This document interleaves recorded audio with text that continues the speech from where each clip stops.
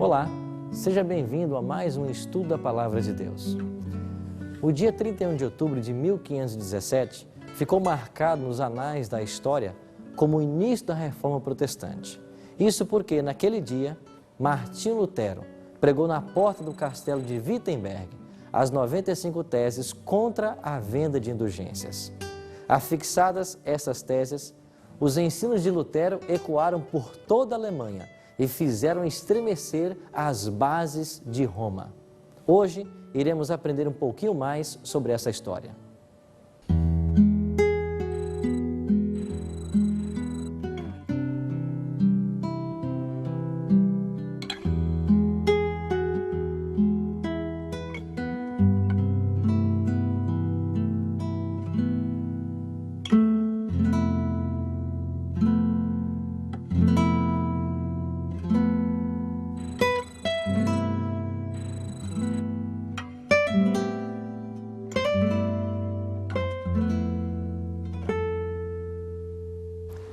A controvérsia entre Lutero e Roma terminou com a excomunhão de Lutero através de uma bula papal.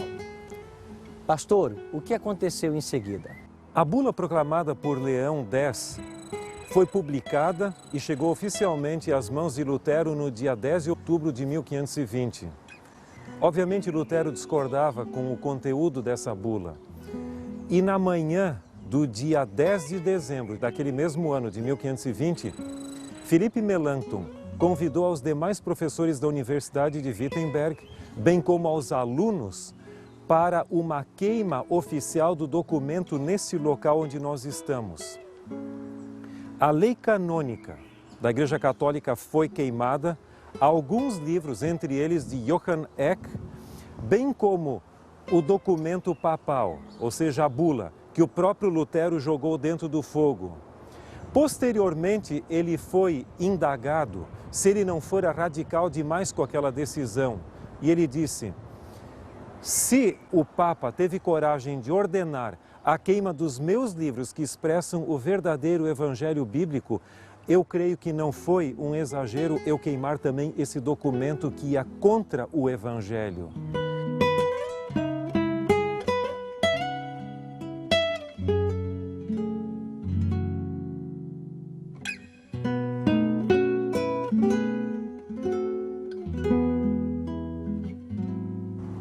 No dia seguinte à queima da bula papal, foi plantado nesse local um carvalho como o que encontramos aqui.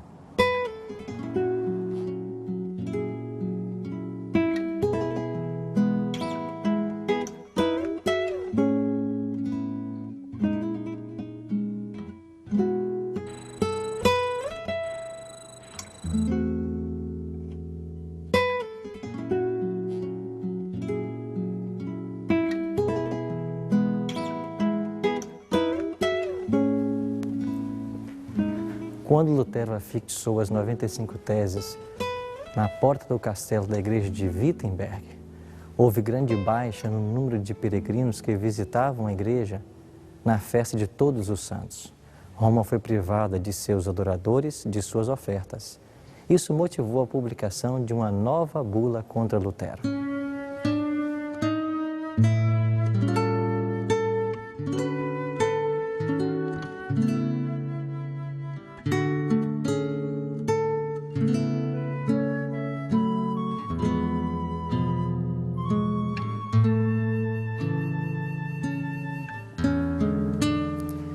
Essa nova bula declarava a final separação do reformador da Igreja de Roma.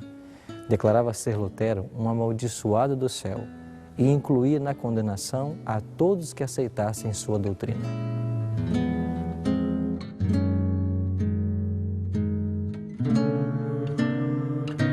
Assim, Lutero foi convocado para comparecer à Dieta de Worms, para responder por seus escritos.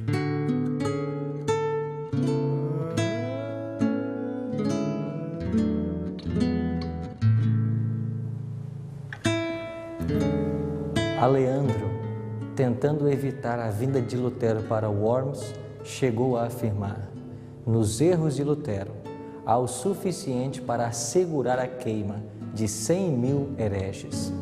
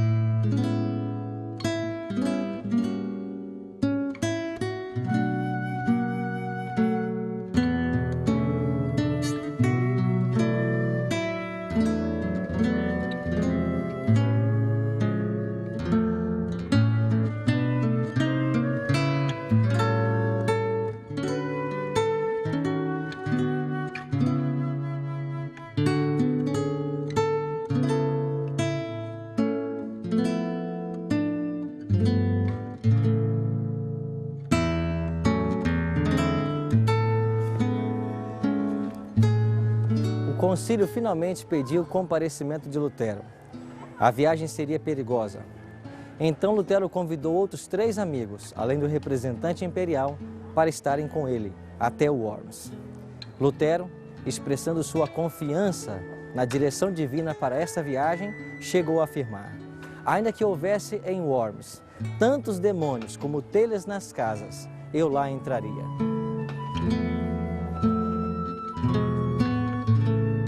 A maior parte dos membros da Dieta não hesitaria em entregar Lutero à vingança de Roma.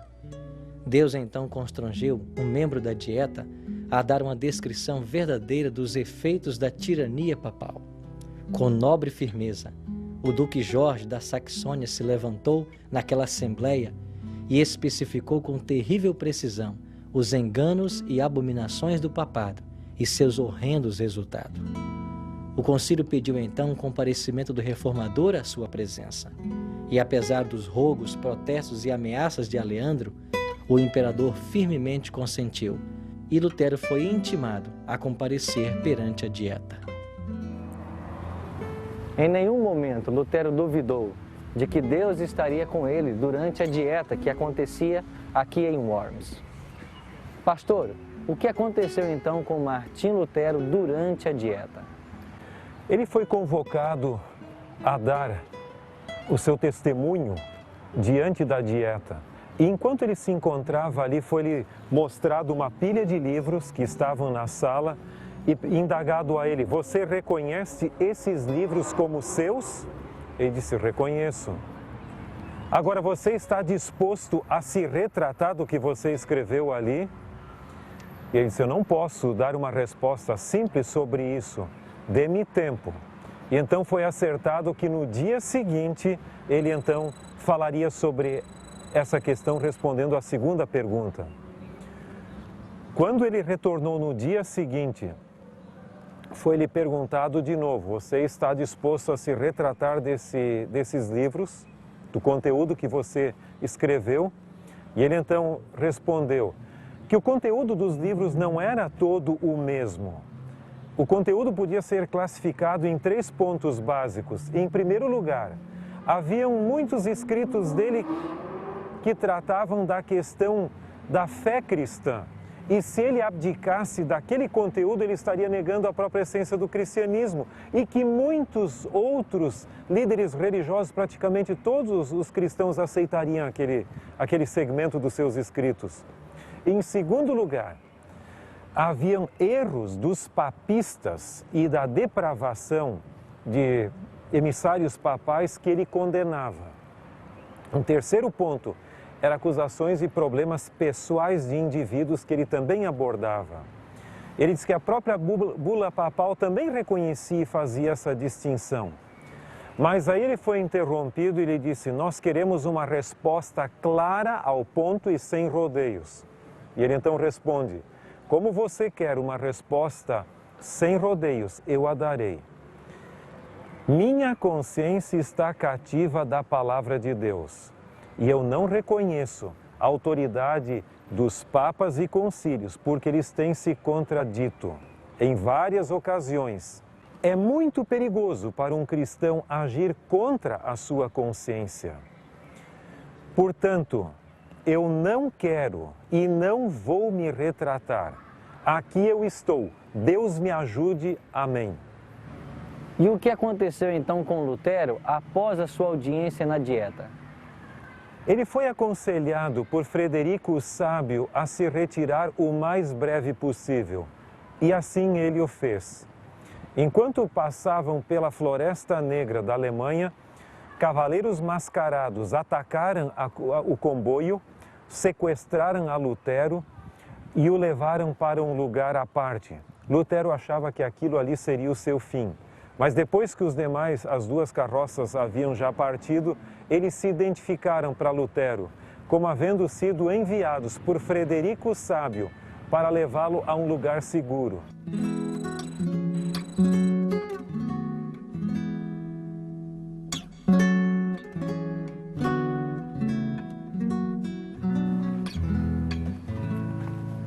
Lutero então foi trazido para esse castelo, aqui no alto da montanha, porque Deus tinha planos especiais para o seu servo aqui neste lugar.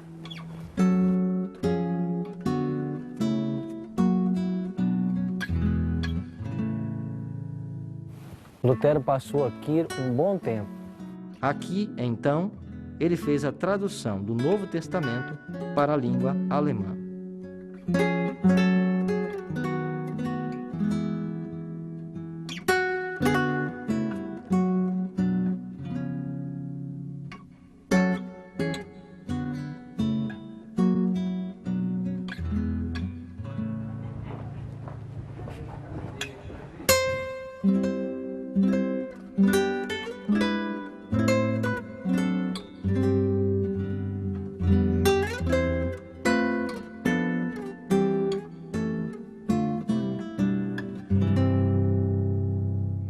E aqui foi aquilo que se chama a Ilha de Patmos de Lutero.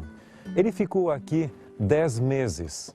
Ele veio para esse lugar no dia 4 de maio de 1521. E ele ficou aqui até o dia 3 de março do ano seguinte, 1522. Nesse período, ele não tinha sua biblioteca. Ele tinha basicamente só o texto sagrado. A sua produção literária aqui foi tremendamente bíblica. Seus livros não continham informações de outros autores, mas mais do texto bíblico. Porém, em dezembro de 1521, ele começou a tradução do Novo Testamento nesse local. E incrível como possa parecer, em apenas 3 meses, ele traduziu todo o Novo Testamento para a língua alemã, do original grego. Essa foi talvez a sua mais importante contribuição literária, a tradução do texto bíblico. E qual foi o interesse de Frederico, o sábio, trazer Lutero para um local seguro? Só podemos entender nessa questão a intervenção divina. Porque, em realidade, Frederico o Sábio continuou católico durante toda a sua vida, mas ele era o grande protetor de Lutero. O Vaticano, o imperador Carlos V e outros mais gostariam de ter a Lutero em suas mãos. Mas Frederico o Sábio foi usado por Deus para escondê-lo, protegê-lo, amenizar a situação e deixar Lutero em uma condição propícia para que ele pudesse continuar a sua reforma. É muito interessante que a reforma na Alemanha começou numa conjuntura política bastante curiosa. Quando Lutero apareceu no cenário, os turcos ameaçaram invadir a Europa. E o imperador Carlos V teve que dar toda a sua atenção para resolver o problema dos turcos. E a questão de Lutero para ele era de somenos importância. Não era tão relevante. Depois de tratar da questão dos turcos, mais ou menos, quando ele foi tratar do problema, assim dito, de Lutero, as ideias de Lutero já haviam se expandido na Alemanha a tal ponto que não puderam mais ser exterminadas. Então, o Deus que transforma males em bens usou a própria possível invasão dos turcos como uma forma até de deixar Lutero em paz para que ele pudesse levar avante suas ideias. E por trás de toda essa proteção havia um homem chamado Frederico o Sábio, eleitor ou governador da Saxônia.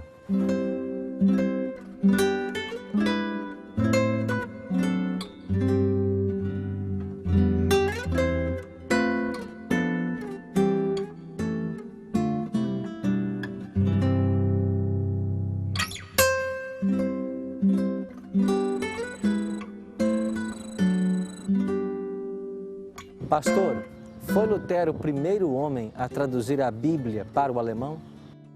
Não.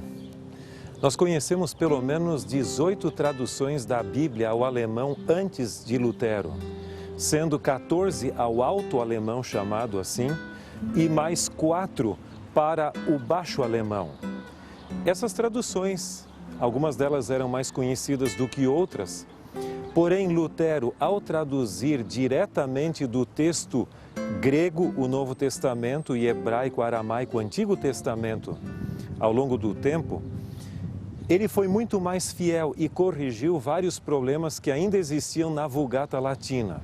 Por exemplo, o texto onde é indagado o que faremos para ser salvos, no livro de Atos. A Vulgata dizia, faça penitência. E essas traduções ao alemão também.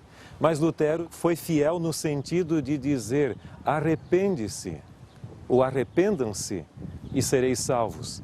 Então, essas correções, além do mais, Lutero já era uma personalidade muito conhecida na Alemanha e tudo o que ele falava ou dizia tinha uma repercussão.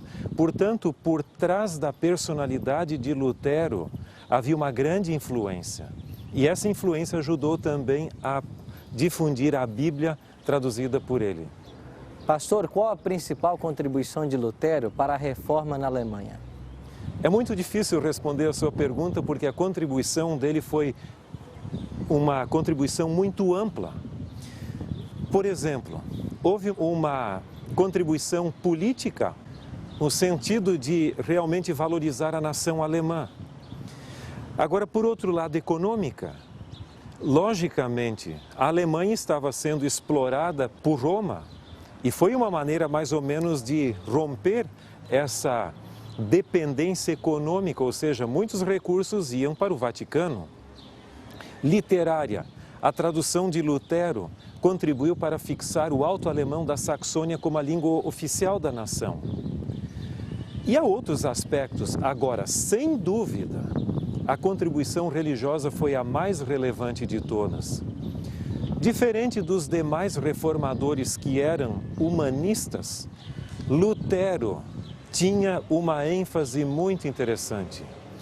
Ele gostaria de deixar bem claro o que é o Evangelho da Graça de Deus. Os escritos de Lutero têm vida espiritual. Não é meramente academicismo ou reflexões exegéticas, ele tem isso, mas sempre o lado da justificação pela fé e da salvação pela graça de Deus fluem ao longo dos seus escritos. E por isso eles são um grande legado e que tiveram influência fora da Alemanha também. Pastor, quais as lições que nós podemos tirar da reforma da Alemanha para os cristãos modernos? Eu gosto muito de uma declaração de Daubigné, onde ele diz que quando Deus vai agir na história, ele normalmente o faz de duas maneiras. Em primeiro lugar, ele prepara o cenário para que isso ocorra. E em segundo lugar, Deus usa instrumentalidades as mais humildes para realizar grandes obras. Lutero não passava de um filho de um mineiro, uma pessoa simples. Agora, é lógico que foi acumulando conhecimento e títulos acadêmicos. Ele era um doutor em teologia, então esse é um ponto importante. Mas o que eu penso que é o mais relevante de tudo, para ele, a verdade e a palavra de Deus estavam acima das decisões dos papas, dos concílios e demais seres humanos. Em várias ocasiões ele foi confrontado com a ideia: é você o único indivíduo realmente que tem a verdade? Quer dizer que todos os concílios e todos os demais estão equivocados? Mas sua lealdade à palavra de Deus estava acima de tudo. Eu creio que esse é um exemplo. Os escritos de Lutero, desde o 16º século, têm circulado na Alemanha, na Europa e no mundo cristão, sendo traduzidos para muitas línguas. E Lutero ainda é, eu creio que, o embaixador cristão da justificação pela fé depois da era apostólica.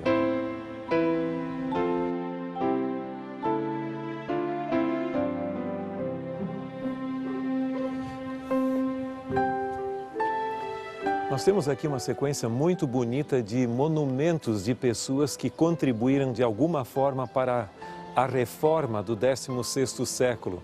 Alguns são os predecessores ou pré-reformadores. Aqui nós temos Pedro Valdo, 1197.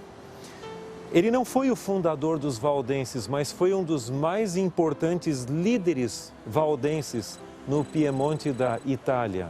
E que, logicamente, ajudou a propagar a palavra de Deus no vernáculo, ou seja, na língua do povo.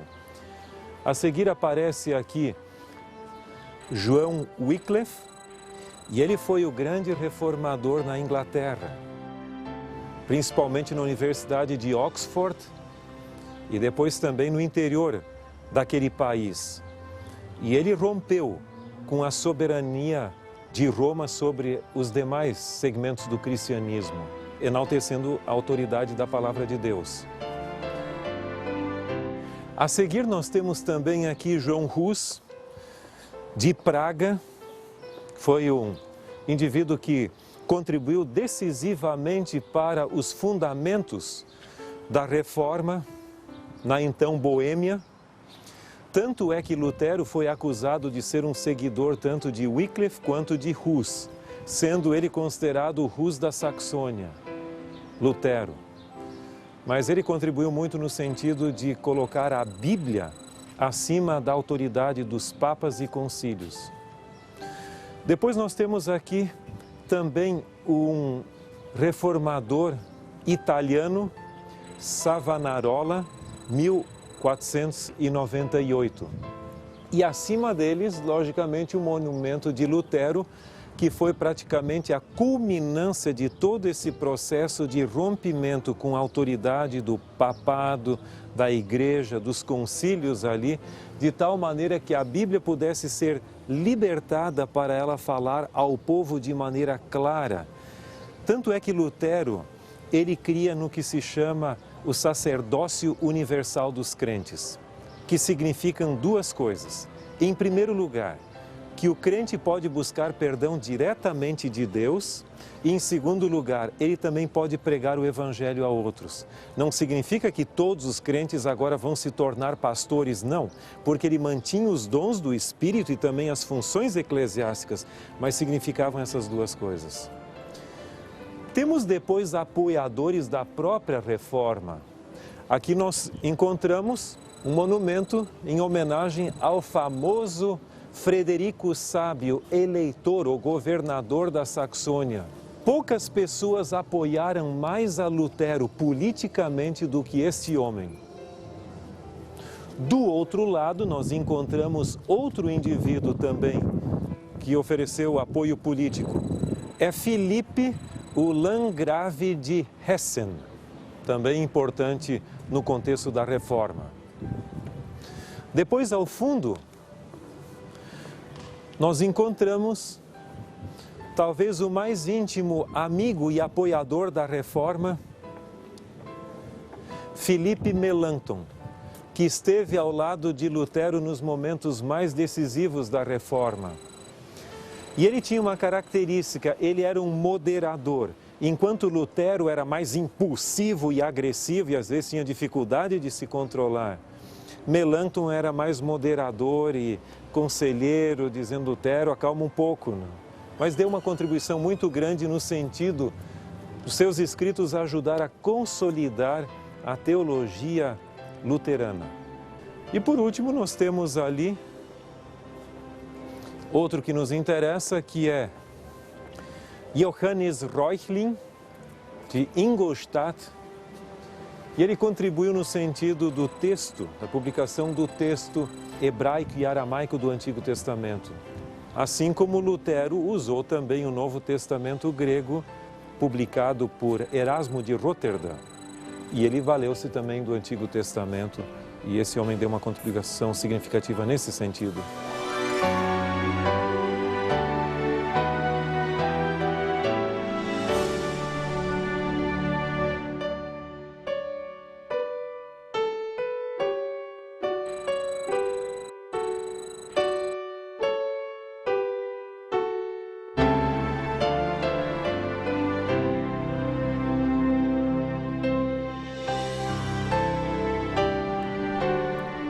Pastor, qual a importância desse local para o movimento da Reforma? Exatamente desta sacada aqui, no dia 25 de junho de 1530, Philippe Melanchthon leu a famosa Confissão de Augsburg. E aqui nessa praça haviam muitas pessoas presentes escutando essa confissão. Em realidade, isso ocorreu no contexto da Dieta de Augsburg. Lutero havia sido proibido de vir aqui, e então Philippe Melanchthon, seu companheiro e amigo teólogo, foi encarregado de apresentar a versão luterana nessa dieta. A tentativa de Carlos V, o imperador, era tentar ainda conseguir unir católicos e protestantes. E esta foi a última significativa tentativa. Então, Melanchthon apresentou o seu documento, no qual ele não é tão forte contra o papado, e ao mesmo tempo ele coloca a justificação pela fé em substituição à transubstanciação da missa, ou seja, que o sacramento se tornaria literalmente o corpo e o sangue de Cristo, como ensinado pela Igreja Católica. Então o documento foi mais conciliatório, mas finalmente chegou-se à conclusão de que não havia mais harmonia ou uma tentativa de conciliação entre o Partido Católico e o protestante luterano. Portanto, aqui foi o assim chamado divisor de águas.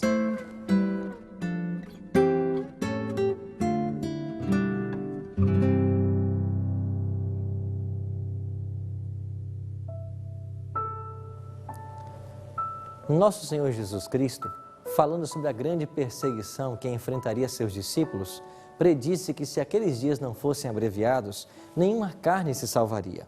De fato, o grande movimento de reforma do século XVI antecipou o fim das grandes perseguições, e isto graças à determinação e coragem de homens como Martinho Lutero, Felipe Melanchthon, Frederico, o Eleitor da Saxônia, entre outros.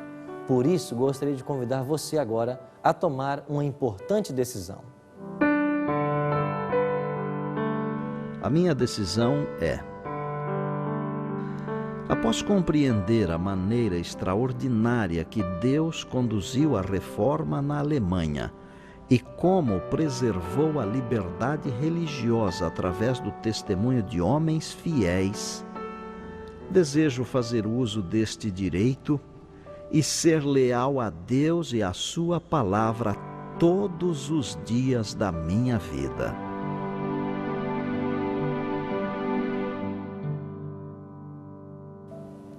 Se esse é o seu desejo, ore comigo agora. Bondoso e eterno Pai, obrigado pelo exemplo de homens na história, que foram luzes para iluminar aqueles que viviam nas trevas do pecado. Ajuda-nos hoje a estarmos ligados à luz que é Jesus, para que aqueles que estão ao nosso redor percebam também a luz divina que habita em nós. Dai-nos a Tua bênção, a Tua paz e o Teu perdão.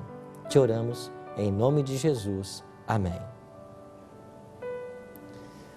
Além de Martinho Lutero, Deus estava preparando outros homens para que a reforma se estendesse para outros países. Em nosso próximo encontro, aprenderemos como a reforma alcançou a Suíça e que importância teve a cidade de Genebra para o progresso da causa de Deus. Até lá e que Deus o abençoe.